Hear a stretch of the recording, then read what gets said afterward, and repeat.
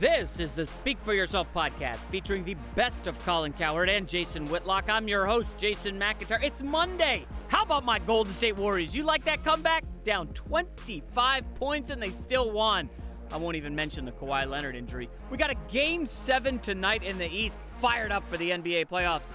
Whitlock believes the Kawhi Leonard injury came on a dirty play by Zaza Pachulia, and he did it on purpose.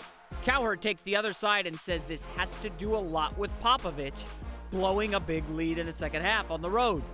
FS1 NBA analyst Jim Jackson said the Spurs just stopped playing defense. Former Super Bowl champ Eric Davis makes the case for Aaron Rodgers' supporting cast in Green Bay, but nobody else buys it. Plus, what will happen with Tom Brady on the cover of this year's Madden game? Will he get the curse? Finally, is it time that we hear from Colin Kaepernick? Ready for Speak For Yourself? Cowherd and Whitlock, take it away. Welcome to the show. We'll tell you why Tom Brady just made a huge mistake. And why Greg Popovich is to blame for last night's disaster against the Warriors. Speak For Yourself starts now. Yeah, Popovich twisted Kawhi's ankle. You're right. I'm glad you I like to break that. stories like that. Yeah, all right, hello and welcome. We're joined today by Fox NBA analyst Chris Broussard and Jim Jackson. Let's start in the Western Conference Finals, where the Spurs didn't just lose a huge lead in Game 1 last night. They also lost their biggest star, Kawhi Leonard, who injured his ankle and missed most of the second half after landing on Zaza Pachulia's foot. Greg Popovich said today he expects Kawhi to miss Game 2 and had even more to say about how he got injured. The play where he took Kawhi down and locked his arm in Dallas and could have broken his arm. Ask David West, his current teammate, how things went when Zaza was playing for Dallas and he and David got into it. And then think about the history he's had and what that means to a team, what happened last night. A totally unnatural closeout that the league has outlawed years ago and pays great attention to it. And Kawhi's not there. And you want to know how we feel about it. You want to know if that lessens our chances or not. We've played fairly well in the playoffs. I think we're getting better. And we're up 23 points in the third quarter against Golden State. And Kawhi goes down like that. And you want to know if our chances are less, and you want to know how we feel, that's how we feel. He didn't have intent. Who gives a damn about what his intent was? You ever hear of manslaughter? You still go to jail, I think, when you're texting and you end up killing somebody, but you might not have intended to do that. All I care is what I saw. All I care about is what happened. And the history there exacerbates the whole situation and makes me very, very angry. All right, Colin, was that a dirty play? Is Greg Popovich right? Yeah, I believe what your history is. And I think we have all sorts of video that our staff has found over the last couple of hours. Zaza Pachulia is in this league not because he's a gifted scorer, not because he's a remarkable rebounder or defender. He's in this league, same reason Bruce Bowen was in this league, because he can defend a little and he can do the things that the stars don't want to do. And we have a history of a guy, this is who he is. This is his history. And by the way, so we have a precedent, number one. And secondly, all players and all people get better at things over time. Don't think dirty players don't become better dirty players. He is a much more subtle dirty player. He is a much more clever dirty player to the point that all of us now will either defend him or go, well, I can't really see it. This is what dirty players over a 10-year career, this is how it ends. That we argue and debate whether it's dirty, and he's going, all right, of course it was dirty. Popovich took my argument and just expanded it. I agree. I don't care about intent. I care about the results. And you can be so goofy and so stupid and so out of control, you can do things that like what he did to Kawhi Leonard. And I don't really have time to debate what his intent was. I think he's been in the league long enough to know the dangers of his activity, of that activity, and it paid off for the Golden State Warriors last night. I don't think it was a dirty play, and I think intent does matter in determining what's a dirty play. If I throw an elbow at your head, I know what's going to happen. My intent is to hurt you, okay? If on a closeout, I've been texting with, executives all day. I've seen it myself. This happens all the time. I mean, he went out there and just closed out on the three-point shooter. This is a 7-footer who's not used to guarding guys on the perimeter, who, as you said, is a little goofy and clumsy as it is. And I think it was just an unfortunate injury. It was tough because Zaza has a history. But let's backtrack a little bit. Even with Popovich, you got Bruce Bowen, and before that you had Dennis Rodman, who teetered the line a little bit, okay?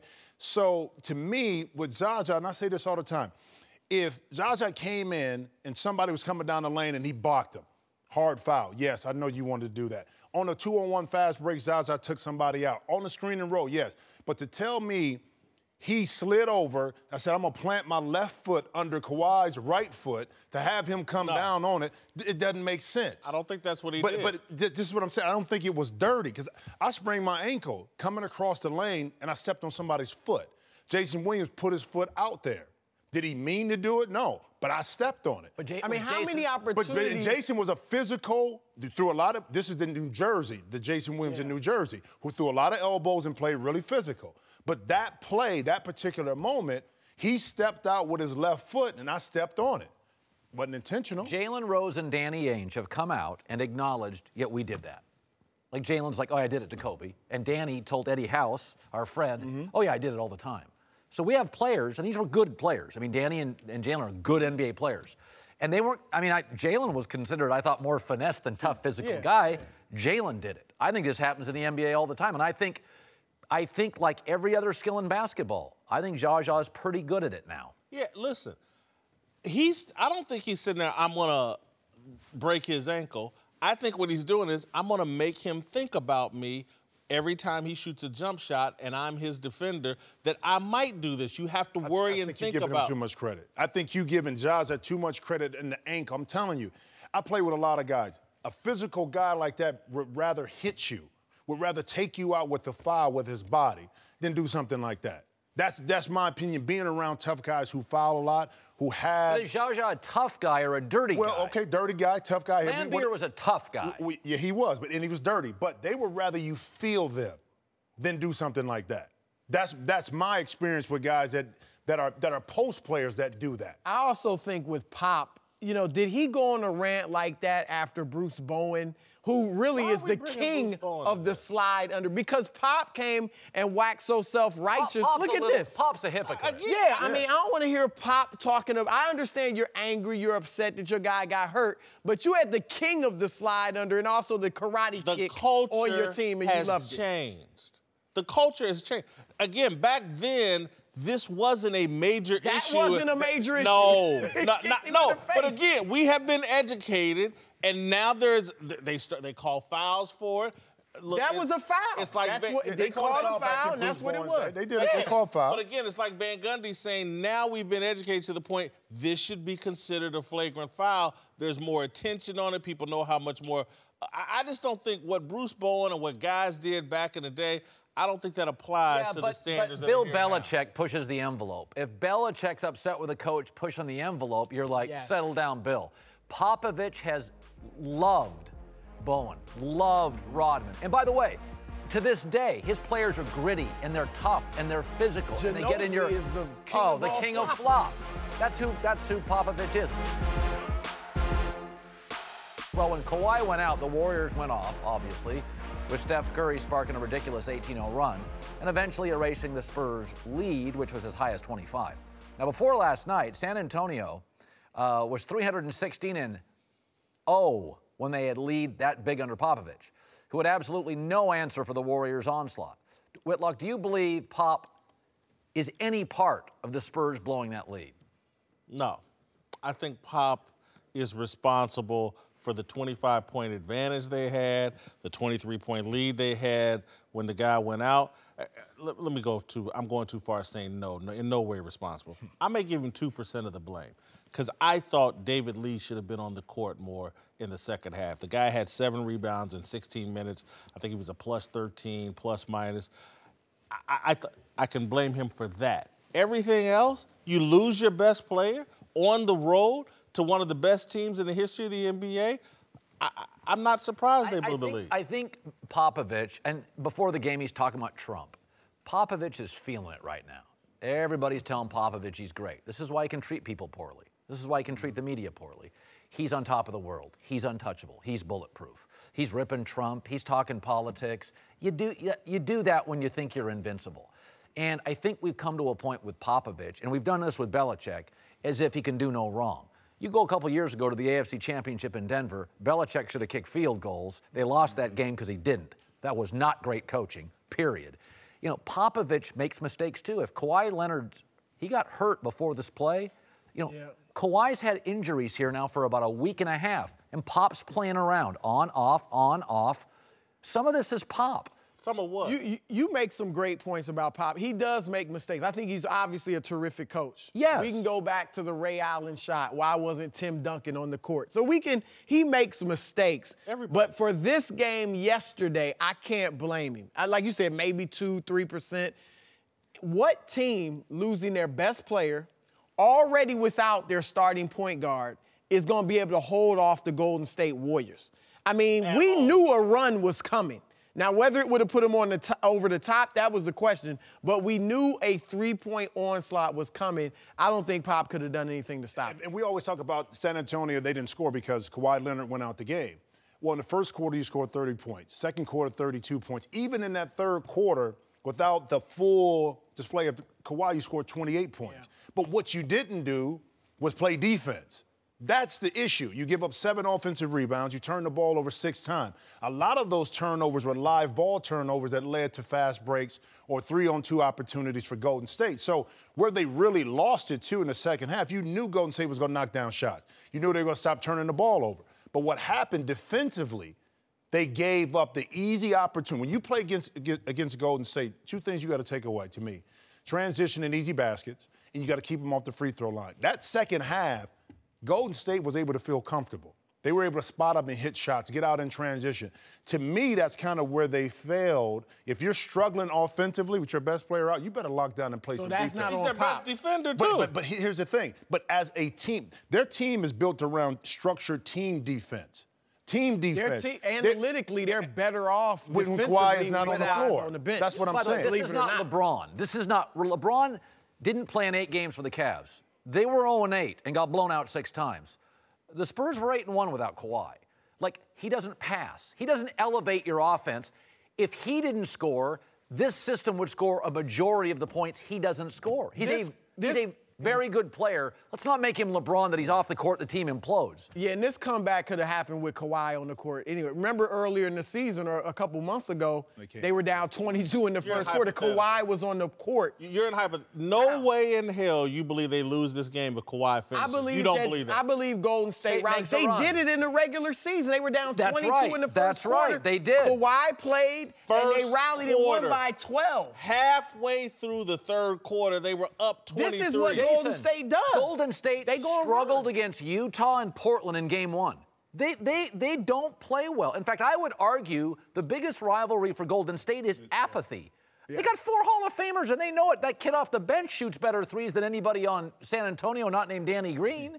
I mean, I think Golden State struggles with themselves. And I think what you saw, I absolutely felt Kawhi or not, this will be a 5-point game late. I agree. I absolutely felt Whether they would have got over the top and won, that's a question. But they were coming back. No way in hell they win that game with Kawhi Leonard's on the court. And again, were they going to make a run? Yeah. A week ago, you would have said no way they beat Houston in Houston by 40. Game 6 by 40 without Kawhi Leonard. It was revealed this weekend that Brady will grace the cover of Madden 2018, also known as the GOAT edition. The move is something of a surprise given the Madden curse, which is believed to have taken down several players over the years, including Gronkowski last season and Peyton Hillis, Troy Polamalu, Sean Alexander, and Michael Vick way back in 2004, among others. But don't worry, Brady made it clear he's taking some extra precautions. Look, I think it's safe to say we've gone a bit overboard.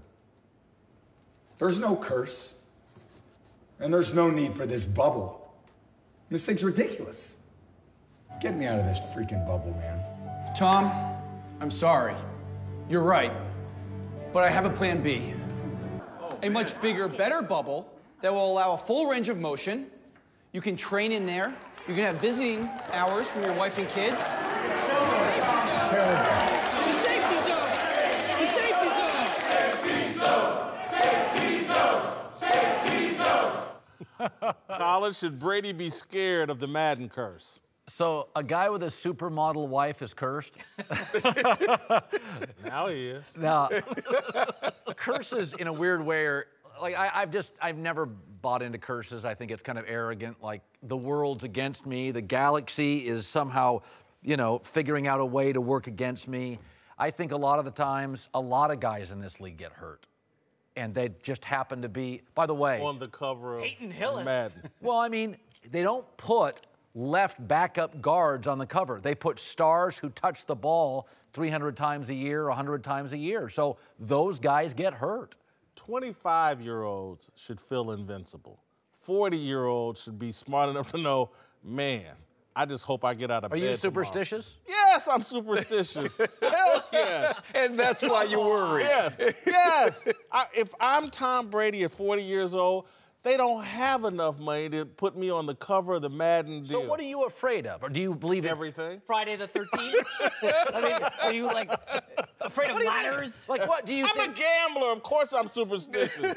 So you think there's some sort of cosmic thing, or it's a more emotional? Look, man, when the Pacers would go on a run in an important playoff game, I would not move in my seat because I thought get that. if I move, something could throw it off. Hey, Calvin Johnson was on the cover of Madden. Did he get hurt? No, he had to set a record for the most yards in NFL history for a receiver. These Madden curses are silly. Eric, you played football. I hope the guys in the locker room don't buy into curses. They're silly. No offense. If you believe in curses, then it's an issue. If you don't, if you're not superstitious, you're not worried about it. Brady's not worried about, I don't think he's worried about a Madden curse. The only curse he needs to worry about is the Garoppolo curse.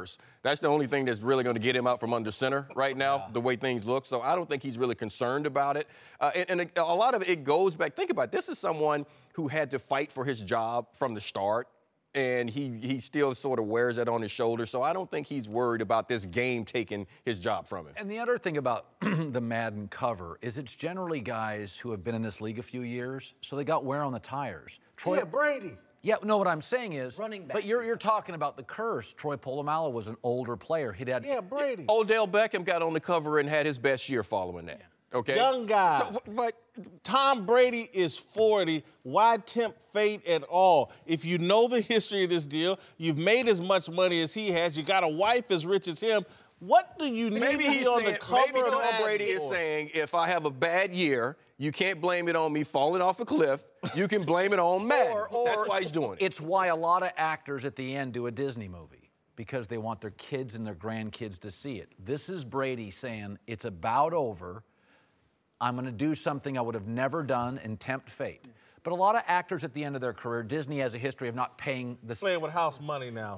He's playing with house money, and his feeling is, this is something I give to my kids and grandkids to say I was on the cover of the Madden game. And Tom Brady has been so great and such a legend in this league that in retirement, they would put him on the cover of the Madden deal. Well... They would! You love self-awareness in athletes. Isn't this the height of self-awareness? Oh, I'm on the cover of Madden. I know people are going to say, oh, man, he's cursed. He's going to get injured. So he makes fun of it online, and the Facebook video gets 2 million views. This is self-awareness. You play fantasy football? You play fantasy football? I love fantasy football. I'm a champion every year. I guarantee you factor this into your draft. No, not at all. Not in the least. Fantasy football. Not at all. I guarantee you fantasy people will.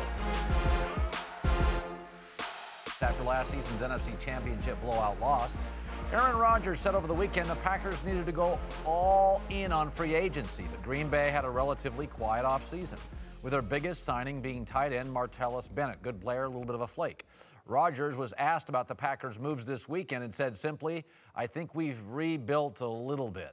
Whitlock, should the Packers have gotten more help for Aaron this offseason? I think without question, his comments here are a shot at the organization. He's basically spelling out, we have no margin for error. Yep. We have to play perfect football because we don't have a lot of support, and we're not going all in like a lot of other teams in terms of acquiring players and being aggressive. this is a clear shot at his management and organization. I totally agree. And again, Aaron's smart enough, and this town is almost collegiate, that he doesn't want to create utter chaos. But let's be honest, last 6 years, he doesn't have a single top 10 defense. Last year, they were 22nd, and he got them to the NFC Championship. We're getting to a point here, it's not to the Andrew Luck, Ryan Grigson level, but it's to the point with, okay, Green Bay, you went from Favre to Aaron Rodgers. You're the luckiest team ever. You got about 4 more years of Aaron being upright. You're not re-signing guys. You get to a point, I believe, that you owe Aaron Rodgers better. Okay, he's Dan Marino of my time. He's not going to end up with the most titles. Elway will have more than Marino. But Aaron's probably the best quarterback talent in 15 years. At this point, Green Bay is under-delivering personnel for Aaron Rodgers. I think that's fair. I do. I'm going to tell you what I tell Aaron, R-E-L-A-X. Well, what do you mean? Look at, he's talking about there's very little room for error. You got Jordy Nelson back. So look at this. They have their top 3 receivers who will be healthy this year. So you have that part secure. You went out in defense, and you go out and you get yourself a couple of defensive linemen. They got Evans. They got Ricky Jean. You go out, you look at that aspect of things. You drafted a safety and a corner in the 2nd round, guys that you think can come in and help. You switched up some things on your coaching staff that I think will stop some of the confusion over there. Aaron, play at the level that you're playing. You have your weapons. You have things there. Early on, I was saying I thought they should go all in free agency, but the pieces that they added, you bring in Bennett, you look at with those receivers, Eddie Lacy's going to come back healthy. You look at those things, they should be able to compete, and they have an opportunity to win. Micah Hyde, veteran, gone. Eddie Lacy's gone, my bad. Micah Hyde, gone. Rookies. You don't know if those rookies make this roster. Eric, this is the NFL. No, the 2 second-rounders that you have, they're going to make your roster. And defensively, a lot of the things that were happening with the Green Bay Packers defense, there was a lot of freelancing going on. I'm telling you, a lot of that will change. Well, Julius Peppers also is gone, right? He was 2nd on the team in sacks. He's out of there. But they gave up 30 or more points 7 times. Yes. And lost 6 of those games. You watch that NFC Championship, Matt Ryan shredded them. And here's my major concern. That schedule this year, Dak Prescott, Matt Stafford, Matt Ryan, they're playing a brutal schedule for that secondary. They're in serious trouble. And Aaron Rodgers has secondary. a right to be upset about Bill Belichick has a system. But you know what Bill's done the last 2 years? Bill's like hell with a system. I got Tom Brady. I'm going to give up draft picks. Our entire life, Belichick never gave up draft picks. Last 2 years, he's like, I'm blowing my system up. I'm going to go get guys in the league already. Because I'm not giving Tom Brady 22-year-olds. I'm giving him 25-year-olds. Green Bay needs to wake up and go, we're not getting Aaron Rodgers. We got to go free agency. Let me tell you what this smells like to me. These are the seeds that lead to Carson Palmer exiting Cincinnati. These are the seeds where it's like, you know what? If I'm John Elway and I read these quotes, I'm thinking, damn, I wonder if I could get Aaron Rodgers here to Denver. I think he's right. We're a win-now league. Aaron's he's not trying to go anywhere. Aaron has his favorite. He has his favorite receiver back. They went and got him a tight end that he likes. He wants a defense. And the defense, they went out and they got players for that defense. He won 4 Super Bowl rings, and if he stays with Green Bay, he's going to end up like Peyton Manning, trying to go somewhere at the very end of his career and get a Super Bowl. What do you think he thinks when he looks at New England? And they go out and get 7 veteran players. Because let's be honest, on shows like this, and I'm sure Aaron's seen a few, you know who we talk about? Brady's winning another ring. Aaron's not. He's not being compared to Andy Dalton and Drew Brees anymore. Aaron's like in that class with Brady, and Brady keeps getting help. Belichick like this. Drafting amazingly. I mean, the Patriots had 2 4th-round picks like heroes in the Super Bowl. Are the Packers drafting as well? Not really. Well, They've lost a lot of front office pieces around the league. Well, like I said, what the Packers did, they went in, they brought in pieces for Aaron on offense that he needed, and they drafted for need on defense. What else can you expect an organization to do? Over the course of the last 9 years, how many times has Green Bay gone out and to another team maybe overpaid a little? Like they don't do that. That's not how they're built. You know what? And Bill Belichick didn't give up draft picks. And then Bill said, I'm the luckiest guy in the world. I'm going to give up all 3 rounds of my draft picks to go out and get Brandon Cooks and go out better players. And we don't know if Brandon Cooks is going to catch one ball there yet. You guys are already putting him in a Super Bowl. And they have an ownership. Yes. They have ownership that wants to win now. Green Bay, the lack of ownership, the lack of oversight over the front office, is catching up with Aaron Rodgers. He may look good in a Bronco helmet. All right, welcome back. Chris Broussard and Eric Davis are back with us. Let's move to Colin Kaepernick, who is yet to find a new team, though Peter King of Sports Illustrated now says the former 49er should sign with the Seattle Seahawks. While lots of people have been weighing in on Kaepernick's future, the quarterback has yet to say anything himself. Colin, should Kaepernick speak publicly about his desire to play football? Yes. First of all, in the last 6 months, I've heard him 4 times talk politics. I've never heard him talk football. You talk about what you love. A narcissist talks about themselves. A good parent talks about their children or grandkids. You consume in life what you love. You watch on TV mayhem if you like conflict. You eat cotton candy if you like to go to the dentist. Okay, Kaepernick talks politics all the time because he has a love for it or he's captivated by it. Talk football. You're a quarterback. First of all, he is so now profound socially. If he talks anything, it gets, why is he moving through Shannon Sharp, Dr. Harry Edwards? Talk. If you called any Bay Area station and said, hi, it's Colin Kaepernick, I want to talk, you'd have a news van at your front door in 90 seconds. I would love for Colin Kaepernick to come on this show. Love it. And talk about football and all of his actions. He seems most interested in talking through his anonymous sources, his associates who talk to the media anonymously, or he will message Shannon Sharp or someone else who is highly sympathetic to his cause. Look, the NFL and professional sports are about conflict and the meeting of resistance and the imposition of will onto another person. This dude don't sound tough enough or man enough for the game of football. If you can't stand in front of a microphone, Stop that. He's played how many years has he played? In front of a microphone and say, this is what I want to do, this is what I stand for. He's acting like a coward, not a leader. Whit, how many football players, past or present, how many free agents that have signed this year have gone on PR tours to say that they want to play football? Thank you. Why does Ones that are desperate to play in the Gabbert league? desperate to play in this league? Nobody else is doing it. No, nobody. RG3, none of these guys are going out politicking and having PR statements to say, I want to play. Having PR. What he need, I do agree. He needs to do like a print interview. I don't think he wants to go on television and talk about, yes, I want to play football, and then get into the politics and why he's going to stand for the flag and all that. Yeah, don't I think what he wants to do is, I think what he needs to do is do an article with some reporter where he talks about football and his desire to play, because he's being misrepresented. Whether it's Harry Edwards saying, I can't say for sure he wants to play. Why is Harry Edwards even saying that? Guys, I walked through those buildings. I sat in with coaches. I had coaches call me. If they want you on the team, if there's a need for it, the organizations are going to call him. You don't have to. They know. They know that he wants to play football. Colin Kaepernick, because he's already said it. He's already said it. He left. The reason he left the 49ers to try to give himself working out every day. I hit that anonymous source. Shannon wasn't anonymous. He put his name into talking for him. I agree. Dave Zirin, he talked to him, the right journalist. I agree. He's a journalist. Well, let's just go back to this. I tend to agree with you, but I think in this situation, it would help him. The only guy if who he talks just in a did huddle is the quarterback. article. Aaron Rodgers, by the way, in a previous segment talked. Our quarterbacks talk. Tom Brady just did a commercial in the previous segment. They're asking Aaron Rodgers about football. No one's asking Colin Kaepernick about football. I don't have to be asked. Aaron Rodgers didn't take a knee. He didn't demand that people talk to him about things other than football. He's talked enough about the other things. No, he hasn't. Really? Y'all have dressed up. He's doing it everywhere he goes. He's, like you said, he's out there. He's doing camps with kids, teaching them about their rights and things like that. That's fine. Talking creates clarity.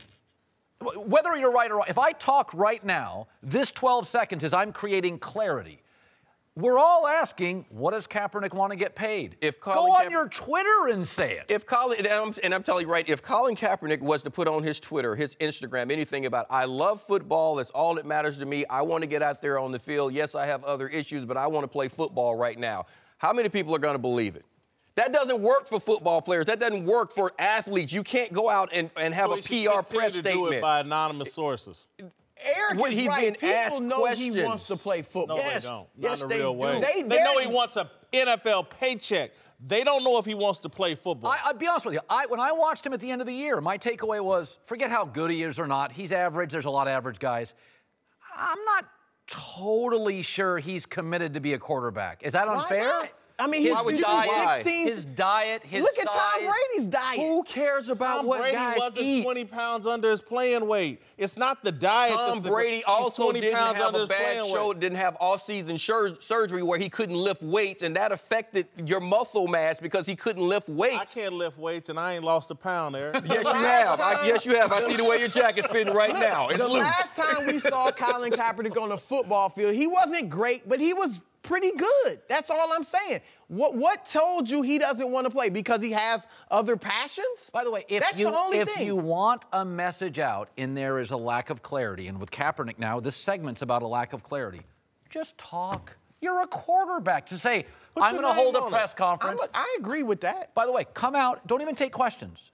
Just come out and say, I want to play football. I love the game. Those worried about politics, it's a separate part. Here's what I want. What did Tony Romo do mid-season or about that? He held a press conference. And talked. He talked. Which I thought was stupid. I didn't know why he did that either. But by the way, you did, but most people kind of thought it was cool. Now, I'm with you, it was odd, but most people were accepting of Tony doing that. They thought, well, you know, he's a real quarterback and that's leadership. Just talk to me. I think he should just do a print art. I don't think he has to hold what do you got against TV guys? Well, just because that makes it more grandiose. So is a print article. He should go go to a press conference and say, hey, I want to play football. The man needs to face his critics and deal with some tough questions. No, the man is That's not trying. not the question. Who is the press conference for? Me and you? No. Or for the GMs? This is the Speak For Yourself podcast featuring the best of Colin Cowherd and Jason Whitlock. I'm your host, Jason McIntyre. Subscribe on Apple Podcast. We are on SoundCloud. Got a big week ahead, guys. Some surprises. And guess what? I'm giving away free money tonight. I love the Washington Wizards +5 at the Celtics. I do believe Boston pulls it out, but I think it's a close game, a fun game. Enjoy Game 7. See you tomorrow.